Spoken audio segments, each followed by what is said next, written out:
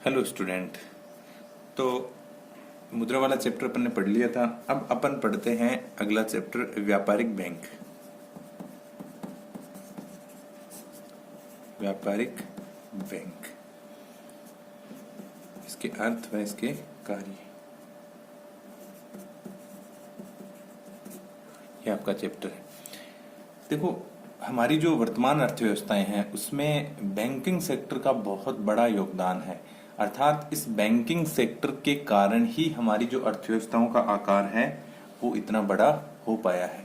अर्थात कहने का मतलब है, जिस प्रकार मुद्रा एक अर्थव्यवस्था के विकास के लिए बहुत ही महत्वपूर्ण है, तो उस मुद्रा को रेगुलेट करने के लिए, उसको चलायमान करने के लिए, उसका मॉनिटरिंग करने के लिए जो संस्थाएं हैं वो है बैंक कहलाती हैं।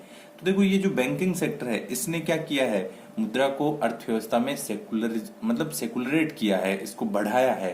किस प्रकार बढ़ाया है ये अपन, ये जो अध्याय हैं जैसे व्यापारिक बैंक है, फिर अपन केंद्रीय बैंक पढ़ेंगे, उसमें अपन ठीक ढंग से समझ लेंगे।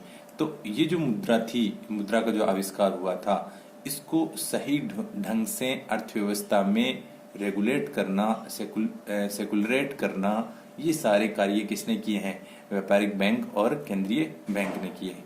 तो अपना जो पहला जो अध्याय है इसमें व्यापारिक बैंक है। अलग अलग दो अध्याय बना रखे हैं आपके सिलेबस के हिसाब से, व्यापारिक बैंक और केंद्रीय बैंक के तहत। तो अपन व्यापारिक बैंक के बारे में पढ़ते हैं। देखो, केंद्रीय बैंक जो रिजर्व बैंक है हमारा, उसको केंद्रीय बैंक कहा जाता है। वो क्या करता है, ये जितने भी व्यापारिक बैंक, पहले तो इनकी दोनों की डेफिनेशन अलग अलग कर लेते हैं, तो इससे आपको स्पष्ट हो जाएगा कि रिजर्व बैंक क्या है, केंद्रीय बैंक क्या है और व्यापारिक बैंक क्या है। तो केंद्रीय बैंक तो क्या करता है, इन बैंकों का बैंक है वो। तो इन बैंकों को जब वित्त की जरूरत पड़ती है, इनको रेगुलेशन की जो जरूरत पड़ती है, वो सारा का कार्य कौन करता है? रिजर्व बैंक करता है। अब व्यापारिक बैंक क्या है? तो व्यापारिक बैंक वो बैंक है जिनसे ग्राहक क्या करता है, सीधा संबंध होता है, या ग्राहक जो लेन देन करता है वो किसके साथ करता है? हमारे किसी के भी खाते नहीं है केंद्रीय बैंक में, रिजर्व बैंक में, हमारा सीधा कोई लेन देन ही नहीं होता है रिजर्व बैंक के साथ, परंतु व्यापारिक बैंकों के साथ हमारा सीधा संबंध होता है।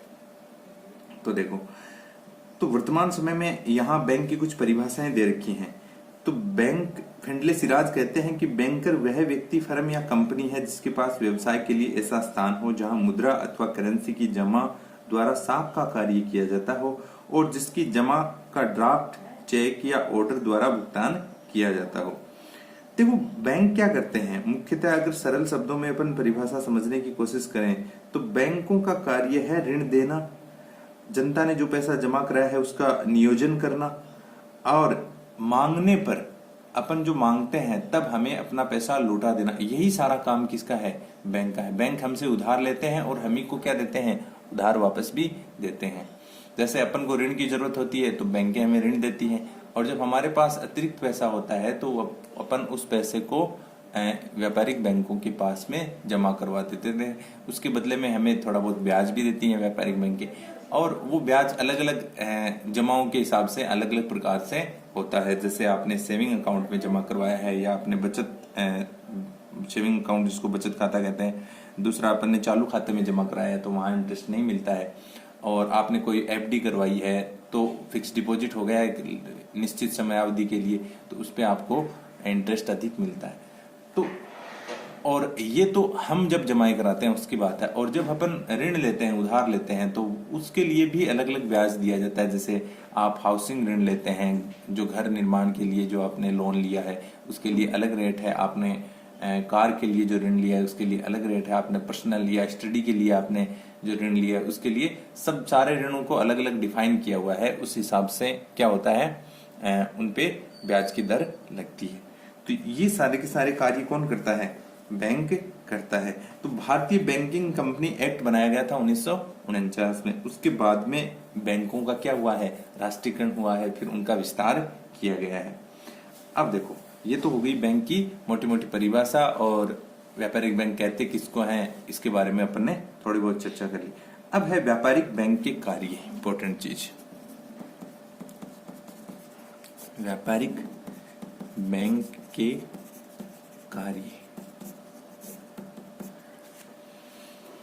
व्यापारिक बैंक क्या क्या काम करता है? तो देखो, वर्तमान समय में व्यापारिक बैंकों का कार्य क्षेत्र बहुत बढ़ गया है। आप लोगों ने देखा होगा कि वर्तमान समय में गांव में भी बैंक खुलने लगे हैं। तो इसका मतलब इन्होंने अपना कार्य बहुत बढ़ा दिया है, इनका क्षेत्र है वो बहुत विस्तृत हो गया है, बढ़ गया है। अब देखो, ये बढ़ा क्यों है? क्योंकि लोगों की डिमांड बढ़ी है, लोग ज्यादा से ज्यादा बैंकों से जुड़ रहे हैं, वहां खाते खुला रहे हैं, उनके साथ लेन देन कर रहे हैं। तो इस कार्य विस्तार के बढ़ाने के पीछे यही एक मेन कारण है कि लोगों को वित्तीय जो आवश्यकताएं हैं उनको पूरा करने के लिए बैंकों की बहुत ज्यादा जरूरत पड़ी है, जिसके कारण अपने जो व्यापारिक बैंक है उनका विस्तार हुआ है।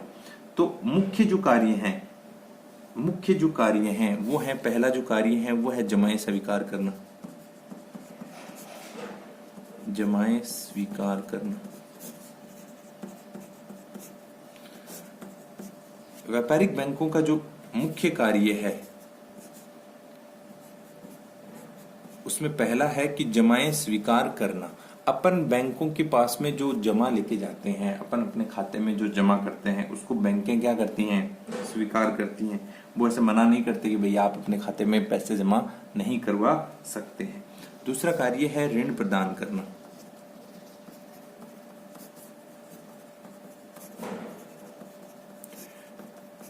ऋण प्रदान करना, जैसे आप लोगों ने देखा है कि जो किसान क्रेडिट कार्ड होते हैं उस पर ऋण देती हैं। सहकारी जो बैंक होती हैं, सहकारी बैंक इसी उद्देश्य से बनाई गई हैं कि किसानों को या जो गरीब लोग हैं उनको जब वित्त की आवश्यकता होती है तो उनकी वित्त की आवश्यकताओं को पूरा करने के लिए सहकारी बैंकों का या फिर किसान क्रेडिट कार्ड का सरकार ने चलन बढ़ाया है। नाबार्ड बैंक है, ये सारे के सारे क्या करते हैं? ये मुख्यतः ऋण प्रदान करने का ही कार्य करते हैं। तो ऋण प्रदान करना, अब ये ऋण अलग अलग टाइप के होते हैं, जैसे एजुकेशन लोन अलग होता है, हाउसिंग लोन अलग होता है, कार लोन अलग होता है, पर्सनल लोन अलग होता है। तो बहुत सारे ऋण की कैटेगरियां हैं, उसी हिसाब से बैंकिंग क्या लेती हैं? इंटरेस्ट लेती हैं।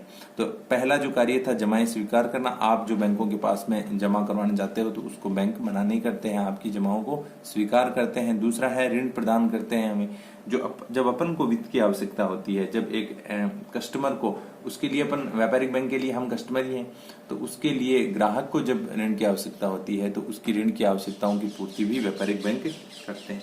तीसरा है साख का निर्माण करना। साख निर्माण करना। देखो, साख निर्माण करना क्या होता है? साख मतलब वैसे तो होता है गारंटी। तो साख निर्माण, यहाँ साख निर्माण का मतलब है, देखो जो व्यापारिक बैंक हैं, आगे आपके विस्तृत आएगा तब मैं आपको अच्छे से बताऊंगा, आप यहाँ छोटा सा बता देता हूँ। साख निर्माण का मतलब है व्यापारिक बैंक के पास जो धन जमा होता है उसी धन से वो कई गुना क्या कर लेते हैं? साख का निर्माण कर लेते हैं, अर्थात धन का निर्माण कर लेते हैं। इसके तहत एक प्रक्रिया होती है, वो आपको आगे जब अपन अध्याय पढ़ेंगे तो उसमें अच्छे से एग्जाम्पल लेके डिफाइन कर दिया जाएगा। तो साख का निर्माण करते हैं, अर्थात धन से ही और अधिक धन बनाते हैं। किस प्रकार बनाते हैं वो एक प्रक्रिया है, वो विस्तृत आएगी तो बता देंगे। चौथा जो मुख्य कार्य है वो है एजेंसी की जो सेवाएं होती हैं। एजेंसी, बहुत सारी ऐसी सेवाएं भी हैं जो हमें व्यापारिक बैंकों के माध्यम से प्राप्त होती हैं। जैसे अपन को डेबिट कार्ड, क्रेडिट कार्ड की सेवाएं हैं, आपको ऑनलाइन जो ट्रांसफर करने की सेवाएं हैं, फंड वगैरह, ऐसी बहुत सारी सेवाएं हैं। आपको चेक के द्वारा जो सेवाएं दी जाती हैं, भाई आप अपना चेक के द्वारा भुगतान कर सकते हो। ऐसी बहुत सारी जो एजेंसी सेवाएं हैं वो भी क्या करते हैं? व्यापारिक बैंक प्रदान। और अन्य भी बहुत सारे कार्य हैं, जैसे एटीएम के रूप में हमें सेवाएं देते हैं, और आपको क्या बोलते हैं, इंश्योरेंस के रूप में सेवाएं देते हैं। ऐसे बहुत सारे कार्य हैं जो व्यापारिक बैंकों के द्वारा किए जाते हैं। तो ये तो इनके मुख्य कार्य हुए। तो देखो, अब अपन विस्तृत पढ़ते हैं। जमाएं स्वीकार करना पहला। तो जमाएं स्वीकार करना, जो छोटी छोटी जमाएं होती हैं, जो ग्राहक लोग होते हैं जो बचत खाते खोल के रखते हैं, वो अपनी छोटी छोटी जमाओं को क्या करते हैं? व्यापारिक बैंकों के तहत एक बड़ा रूप प्रदान करते हैं या अपनी जमाओं को इकट्ठा रखते हैं। अब ये जो जमाएं हैं, ये जो जमाएं स्वीकार करना है, इसमें से पहला खाता आता है। इसमें अलग अलग देखो जमाएं कहाँ स्वीकार की जाएंगे, आपका अकाउंट होगा उसमें, तो उसी अकाउंट के तहत आप जमा करवाओगे। तो इसमें पहला है वो है बचत खाता। बचत खाता, ये खाता आमतौर पे जो सामान्य ग्राहक होते हैं वो लोग बैंकों में रखते हैं। बचत खाता क्या होता है, इसमें क्या होता है कि जो भी ग्राहक है वो अपनी जो भी जमाएं होती हैं, जो भी उसकी बचतें होती हैं, उसको जमा करवा के रखता है और इस पे एक निश्चित दर है, वर्तमान समय में 4% की दर से बचत खातों पे ब्याज दिया जाता है। तो इस पे सरकार व्यापारिक बैंक एक निश्चित दर से आपको ब्याज अदा करती है। तो पहला खाते का प्रकार हो गया। इसमें जो ब्याज की दर है वो आमतौर पे कम ही होती है। तो बचत खाता है, बचत खाता वो खाता होता है जिसमें ग्राहक लोग अपनी छोटी छोटी जो जमाएं हैं उसको क्या करते हैं, बचत के रूप में जमा करवाते हैं। तो उसको बचत खाते का रूप कहा जाता है। दूसरा है चालू खाता। देखो चालू खाता है वो आम जो व्यक्ति हैं, आम जो ग्राहक हैं उनके लिए नहीं होता है, ये होता है एक व्यापारिक खाते के रूप में। इसमें जो लेन देन होते हैं वो एक बड़े रूप में होते हैं, अर्थात बड़ा अमाउंट है उसको क्या किया जाता है, व्यापारिक लोग हैं उनको नित्य प्रतिदिन क्या होते हैं उनके, जैसे किसी को पेमेंट करना है या किसी से पेमेंट प्राप्त करना है तो उनके भुगतान क्या होते हैं, आमतौर पे बड़े होते हैं। तो उन भुगतानों को किसके माध्यम से, चालू खाते के माध्यम से रेगुलेट किया जाता है। इसमें ज्यादातर दैनिक लेन देन होते हैं और वो बड़े होते हैं। इस पे आमतौर पे ब्याज की दर नगण्य के बराबर ही दी जाती है। तीसरा जो अकाउंट है आपका वो है अवधि जमाएं। अवधि जमाएं, देखो अवधि जमाएं आप जैसे अपन कहते हैं फिक्स डिपॉजिट, अवधि मतलब एक फिक्स समय अवधि हो गई, डिपॉजिट जमाएं अवधि। तो एफडी शॉर्ट रूप में एफडी कहा जाता है। अपन एफडी करवाते हैं तो वो एक फिक्स डिपॉजिट हो गया, मतलब इतना पैसा है और इसको एक निश्चित समय, जैसे इतने समय के लिए हमें जमा के रूप में रखना है। तो ये जो जमाएं हैं, जो अवधि जमाएं होती हैं, उन पे व्यापारिक बैंक चालू खाते और बचत खाते की तुलना में आपको अधिक क्या देती हैं, अधिक ब्याज मुहैया करवाती है। किसके लिए, अब देखो ये जो धन है, ये जो धन है, ये जो जिस ग्राहक ने जमा करवाया है वो उस समय अवधि से पहले निकास नहीं करेगा। तो इस धन को फिर जो आपका व्यापारिक बैंक है वो किसी भी अन्य रूप में काम में ले सकता है। तो उसके पास में वो एक निश्चित समय के लिए वो एक धन क्या हो गया, जमा के रूप में आ गया। तो इस जो जमा पर, अर्थात आप बीच में नहीं निकलवा सकते, हाँ निकलवा सकते हो आप, पर आपको जो लाभ मिलने चाहिए थे वो लाभ नहीं मिल पाते हैं। तो एफडी जो फिक्स डिपॉजिट होते हैं, अवधि जमाएं होती हैं, वो एक निश्चित समय के लिए करवाई जाती हैं और इस पे जो मिलने वाला ब्याज है वो क्या होता है, अधिक होता है। और चौथा है मांग जमाएं।